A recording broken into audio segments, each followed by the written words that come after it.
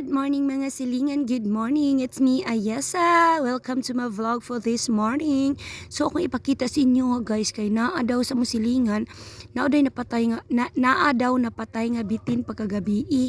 So gidala diri kay ila daw ng ambot unsaon na nila, basta ipakita na ko sa inyo ay dara ay dakuan naman guys. Tanawa gud nag-imagine ko ba pagkadakuan naman sa bitin, ambot na lang gyud murag og mobalikos nig bata sama sa kuan, murag agoy murag mapatay gid siguro kung balikusan ani kay bugat kaayo.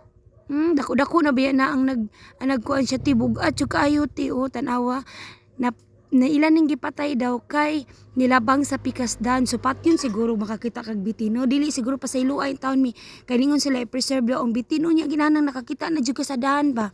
So gipatay siya. Kay murag gigutom jud siguro ning bitina, nangita ning pagkaon.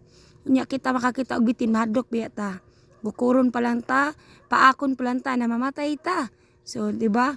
So muna siya, ang silingan namo muna nakakita ani. So ang yang first gibuhat yang gipatay.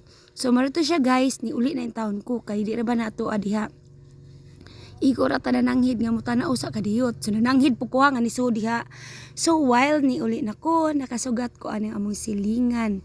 Yung taon maluoy biya ko ni siya ra gid taon ning usa sa balay niya. Kana si Sierra yang usa ka kamot try gamit anak niya kay stroke na siya. So kay naa may kay bawo man siya nga nakoy daghang seedling sa sili ug kamatis.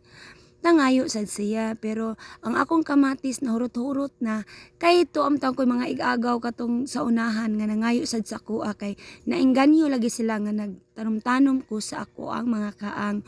So sila sad kuno mananom, so diba guys, na encourage sila sa ako ang mga style. So mao siya guys, ako siyang giingnan nga tagaan ako siya kay napamay nahabilin. Kana napamay nahabilin nga seedling, so napa ko'y ubay-ubay nga espada.